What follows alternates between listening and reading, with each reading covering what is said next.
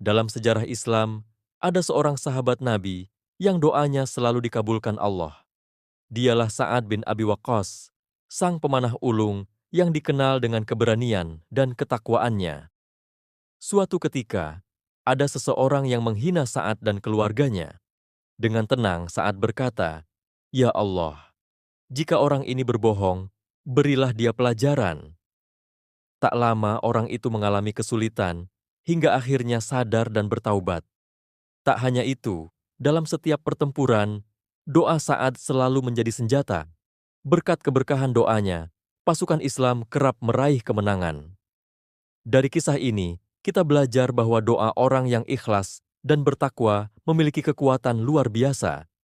Maka, mari perbanyak doa dengan hati yang bersih. Sa'ad bin Abi Waqqas, sahabat Rasulullah dengan doa mustajab.